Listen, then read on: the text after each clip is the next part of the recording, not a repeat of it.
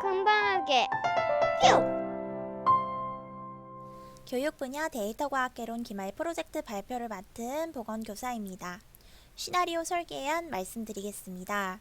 첫 번째 주제는 보건실 방문 건수로 보건실 운영 및 수업 시간 조정하기입니다. 시나리오 배경은 보건실 운영 시간과 수업 시간의 적정화가 필요하기 때문이었고, 보건실에 학생들이 가장 오지 않는 시기를 정해서 수업을 하는 것이 학생 안전과 건강관리 측면에서 바람직하기 때문입니다. 수집한 데이터의 종류는 17학년도부터 20학년도까지 전체 학생, 학년, 성별 등 인적사항을 확인하였고, 일자별, 연도별, 보건실 방문 건수, 데일리 자료 집계 보고 내용인 실제 등교 인원, 그리고 일평균 기온까지 확인하였습니다. 수집 방법은 스쿨닥터라는 보건기록 전산 프로그램을 활용하고 기상청 통계, 나이스 학생 전체 명렬표를 참고하였습니다. 데이터 수집 방법은 이러하고요. 데이터 수집 분석과 모델링은 전처리와 분석 모두 엑셀을 활용하였습니다. 기술 통계, 독립표본, 회귀 분석을 하였고, 선형 차트와 세로 막대형 차트, 원형 차트로 시각화하였습니다. 이를 통해서 보건실 방문 건수를 예측해서 보건교사의 보건실 운영 공백 시간을 최소화하고 응급처치와 감염병 대응 업무를 강화할 수 있겠습니다. 두 번째 주제는 건강 관련 데이터로 요보 학생 선별하기입니다. 배경은 학기 초 매년 실시하는 건강조사뿐만이 아니라 보건기록, 건강기록부, 정서행동 특성검사 결과 등 교내의 다양한 건강 관련 데이터를 종합하고 분석해서 취약 아동을 선별하고 요보호 학생으로 지속적으로 관리할 필요성을 느꼈기 때문입니다. 또한 전국에 있는 초등학교에 비해서 본교에 있는 정서행동 특성검사 결과 관심군의 비율이 높고 비만율도 높은 편이라는 것을 확인하였습니다. 따라서 심리적 지지나 건강 상담이 필요한 학생이 많으면 그에 따른 적절한 지도가 필요하다고 판단하였습니다. 수집한 데이터의 종류는 2020년 10월 31일 학적 기준으로 전체 학생을 대상으로 하였고, 인적사항, 건강 관련 요인, 에서 건강문제, 주의사항, 정서행동 특성검사 결과, 자살 및 자해시도 경험, 학습 부진아동 여부, 혈액형, 키, 몸무게, 비만도를 확인하였습니다. 연도별 연평균 누적 방문 건수도 확인하였습니다. 데이터 수집 방법은 학기 초에 실시하는 건강조사지, 보건기록, 건강기록부, 나이스 학생 전체 명렬표, 학습 부진 아동 명단, 그리고 정서행동 특성검사 상담 및 보고 기록물입니다. 데이터 전처리는 엑셀을 활용하고 데이터 분석은 오렌지3 프로그램을 활용하였는데, 여기서 아웃라이어스, 예측에서는 KNN 랜덤 포레스트, 분류에서는 K-민즈 하이라키컬 클러스터링, 시각화는 박스플롯 MDS를 활용하였습니다. 이를 통해서 요보 학생, 경계선 학생을 선별해서 신체적, 정신적, 사회적 건강 문제 예방을 위한 건강상담 및 개별 학생 맞춤형 보건교육 프로그램 개발 방향을 모색하도록 하고, 보건교육 과정 및 건강 증진 계획의 분석 결과를 반영하고자 합니다. 또한 교사끼리 학생 정보를 공유해서 학생 지도에 도움을 줄 수 있겠습니다. 다음으로 시나리오 이해를 위한 개념 설명 드리겠습니다. 보건실 운영의 목적은 법 교정에 의한 시설과 기구 및 교구를 설치 구비해서 통상적인 증상 관리를 위한 응급처치, 건강상담, 건강생활지도 등 학생들과 교직원의 평생 건강유지 증진을 위한 건강증진센터로의 기능을 수행하는 것입니다. 기본적인 방침으로는 보건실을 방문하는 학생을 대상으로 응급처치 및 투약, 건강상담과 정보를 제공하는 것이 있고, 보건실을 언제나 방문할 수 있도록 개방하는 점이 있습니다. 보건 수업 시간은 수업계와 협의해서 학생들의 보건실 이용률이 적은 시간대로 확보를 해서 응급환자 관리의 결손을 최소화해야 한다는 점이 있습니다. 보건기록은 학생을 대상으로 건강상담이나 보건교육을 했을 때 학생 응급처치를 비롯한 학생의 건강관리나 건강상담, 보건교육을 하였을 때 수시로 작성을 해야 하는 것이고요. 전산 보건일지 프로그램을 활용을 하고 있습니다. 그래서 보시면 학생 교직원 명단을 등록하고 요보 학생 및 참고사항을 볼 수 있고, 대상자의 과거 처치 누가 기록, 질병 분류 및 상세 별명, 주로 사용하는 처치, 처치 시간 자동 기록, 약품 사용 자동 집계 등이 있고 보건실 방문 건수를 통계를 낼 수 있습니다. 매달 교감 교장 선생님께 결제를 받고 있습니다.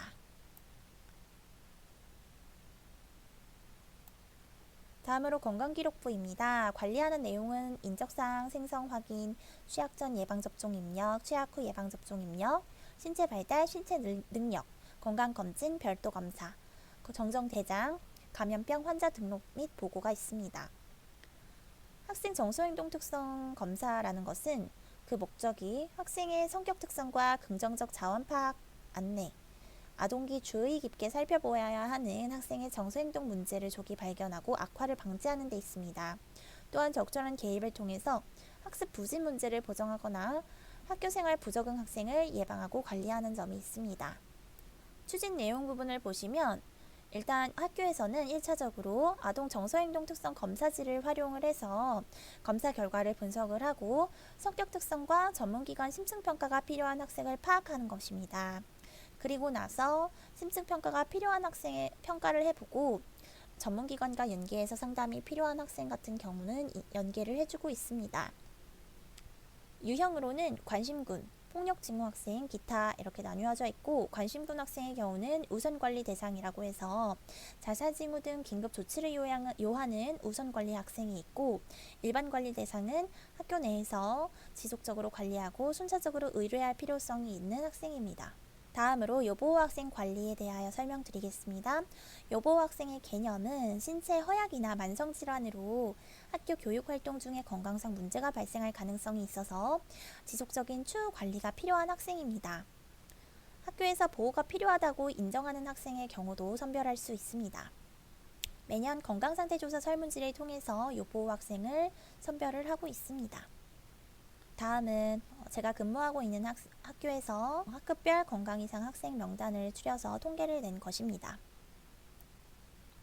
다음으로 오렌지 3 및 X를 활용한 교육 분야 데이터 분석 과정 및 결과를 말씀드리겠습니다. 첫 번째 주제는 보건실 방문 건수로 보건실 운영 및 수업 시간 조정하기였어요.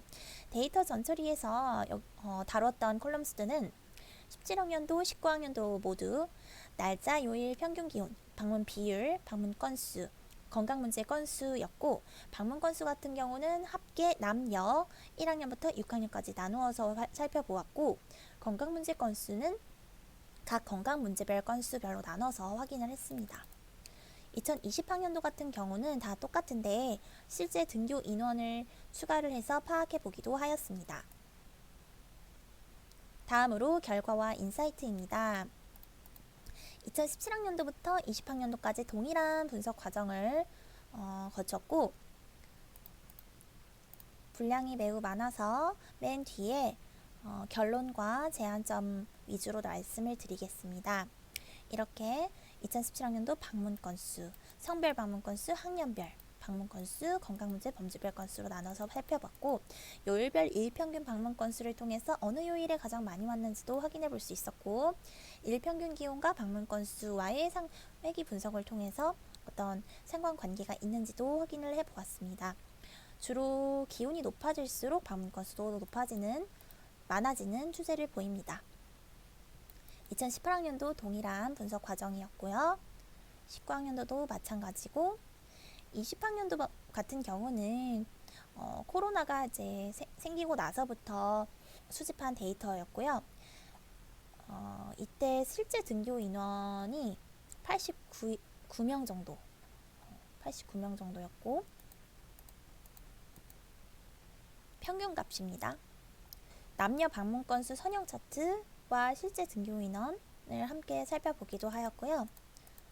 남녀 방문 건수, 학년별 방문 건수, 건강 문제별, 범주별 원형 차트도 마찬가지로 나타내 보았고 요일별 일평균 방문 건수가 많이 낮아졌죠. 그리고 일평균 기온과 방문 건수 회비 분석도 마찬가지로 나타내 봤습니다. 하반기 같은 경우는 사회적 거리두기 단계 완화에 따라서 등교 인원이 1학기에 비해서 점차 증가하는 모습이 특이한 점이었고 실제 등교 인원이 상반기에 비해서 2배 이상 증가하였습니다. 그래서 맨 마지막쯤에서 정리해서 말씀드리겠습니다. 전체 방문 건수의 편차 분산, 표준 편차, 최빈치, 중앙값 평균도 이제 엑셀을 통해서 나타낼 수 있다는 점을 배웠고요. 세계학년 또 평균 방문 건수의 비율을 나타내서 어느 달에 아이들이 많이 방문을 했는지도 확인을 해보았습니다. 주로 6월, 4월, 5월이었습니다. 방문 건수의 차이가 있는지 학년도별로 차이가 있는지도 확인을 한번 해봤던 건데 18학년도랑 19학년도, 20학년도의 상반기와 하반기 방문 건수에 유의한 차이가 있다고 분석이 되었습니다. 따라서 이제 결론과 제안점인데요. 코로나19 사태 이전에 보건실 방문 건수는 월요일, 금요일, 4월, 6월에 가장 많았고 2학기보다 1학기에 많았습니다. 그리고 기온이 높을수록 방문 건수도 높아지는 추세를 보입니다. 코로나 사태 이후의 보건실 방문 건수는 사회적 거리두기 단계에 따른 학생 일정의 영향을 받고 있고 1학기보다 2학기에 많습니다. 그리고 모든 학년도 모두 보건실 방문 건수가 저학년이 고학년보다 많고 해당 학년도 입학생의 특성에 따라서 방문 건수의 차이를 보입니다. 예를 들어서 2017학년도 입학생은 방문 건수가 적은 편이며 18학년도, 19학년도 입학생은 보건실 방문이 잦고 주로 여학생입니다. 20학년도 하반기에 일평균 기온이 낮아질수록 방문 건수가 많아지는 특징을 보이는 것은 10월 중순에 사회적 거리두기 단계 완화로 등교 인원을 늘렸기 때문으로 파악이 되고요. 보건실 방문 사유, 건강 문제의 원인 요인이 학생별, 학급별, 학년별로 다양해서 원인 파악이 어렵다는 점이 있습니다. 방문 건수에 영향을 주는 학생들의 세부적인 특징을 파악하기 어렵고 등교일이 학년마다 다르고 점점 원격 수업 비중이 늘면서 사실은 보건 수업 시간의 월별, 요일별 조정이 어려워질 수 있고 필요하지 않을 수도 있지 않을까라는 생각이 들기도 합니다. 앞으로의 연구에서는 보건실 방문 시간과 체류 시간도 분석해 볼 수도 있겠고 코로나19 확진자 수, 거리두기 단계, 실제 등교 인원, 보건실 방문 건수 등의 상관관계도 분석해 보면 재미있겠다 싶었습니다. 여기까지가 주제 1의 데이터 분석 과정이었습니다. 네, 다음 주제로 건강 관련 데이터로 요보 학생 선별하기입니다.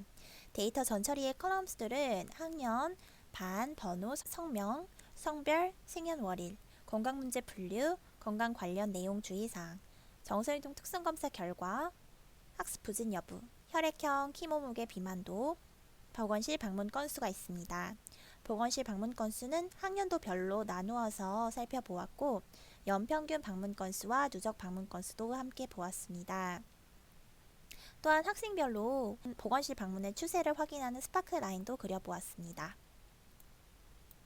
해당 엑셀 파일을 오렌지 3에 이렇게 파일을 임포트하면 이렇게 나타나고요. 정서행동 특성검사 결과를 타겟으로 두고 나머지는 피처, 메타로 역할을 나누어서 분석을 하였습니다. 결과 및 인사이트 보시면 1학년부터 6학년까지 모두 분석 과정이 동일하고 전체적인 분석 결과와 제안점은 뒤쪽에서 설명드리겠습니다. 1학년 위주로 좀 살펴보면요. 데이터 테이블에서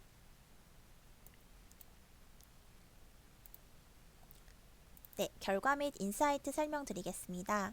1학년부터 6학년까지 분석 과정은 동일하고요.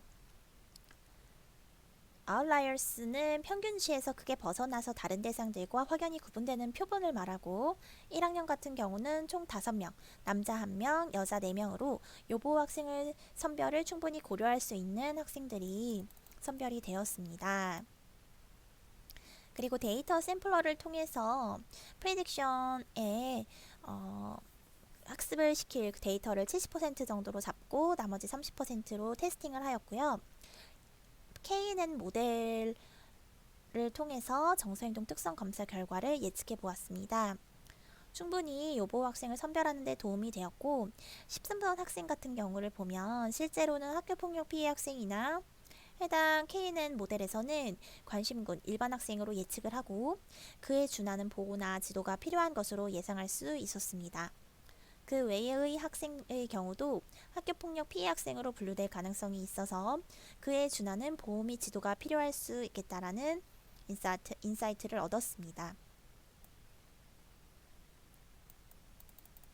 다음은 하이라키컬 클러스터링인데요. 같이 묶여진 학생들끼리 비슷한 특성을 보이며 교내 학교폭력에 준하는 사건과 관련이 되어 있는 학생일 경우에 아래쪽 묶음에 더 가까운 양상을 보였습니다. 그리고 K민즈의 박스 플러스에서는 C1, C3 학생이 주로 기초학력 부진 학생이고 C2에 속한 학생은 기초학력 부진에 해당하지 않았다는 거 있었습니다. MDS 시각화한 것을 보시면 클러스터링 3 같은 경우가 이제 그린으로 표시가 되어 있어요. 그래서 총 3명의 학생들이 선별이 되었고 이 학생의 경우는 우선적으로 교사의 지원이 필요한 학생이라고 라벨링을 해보았습니다.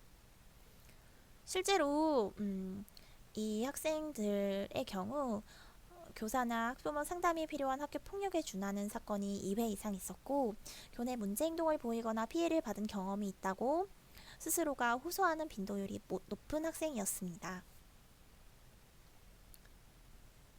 파란색으로 표시된 클러스터링 1의 경우는 12명이 나왔고 이 학생의 경우도 교사의 지원이 상대적으로 더 필요한 학생들로 라벨링하였고 C2 같은 경우 빨간색 아이들은 비교적 보건교사의 지원이 덜 필요한 학생으로 라벨링을 해보았습니다.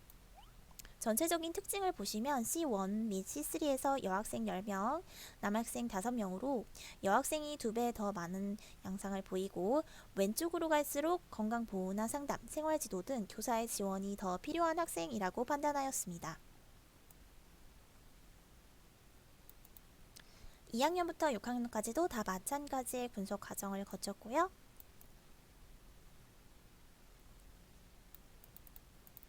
동일하게 라벨링을 해보았던 화면입니다.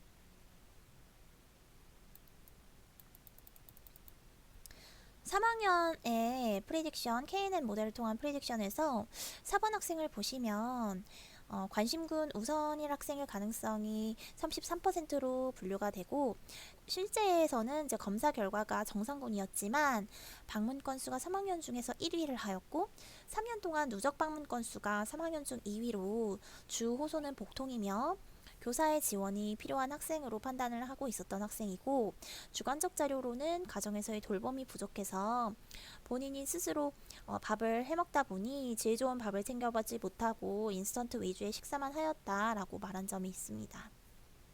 그래서 교사의 어떤 보호나 지도가 조금 더 필요한 학생이라고 생각이 듭니다. 박스플롯에서 보시면 과체중 학생은 C1 또는 C3 학생의 경우가 많고 비만 학생은 모두 C3 학생에 해당이 되고요. C2 학생은 저체중 또는 정상인 학생입니다. 4학년 같은 경우 프리딕션에서 랜덤 포레스트 모델을 활용했고요. 14, 15, 16반 학생의 경우 각각 학교폭력의 피해에 관심군 일반으로 분류가 되면서 실제 결과와도 일치하는 것을 확인을 하였고요. 16반 학생의 경우 관심군일 확률이 17%로 그에 준하는 상담이나 지도가 필요하겠다라는 생각이 들었습니다. 실제로도 1학년 때 관심군 일반으로 전문 상담기관에 연계하고 학교 상담을 진행했던 적이 있습니다.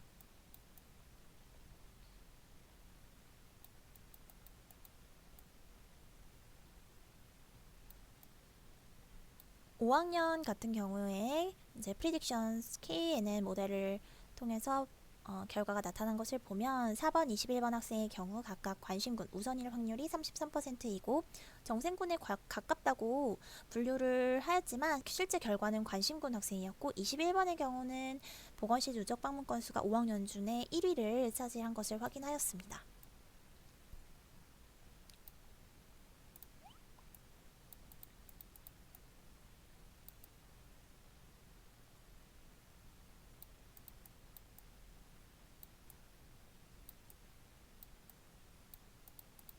(6학년에서도) 박스 플롯을 보시면 과체중과 비만은 C1, C2의 비율이 높고 저체중 정상의 경우는 C2, C3의 비율이 높았던 것을 확인하였습니다.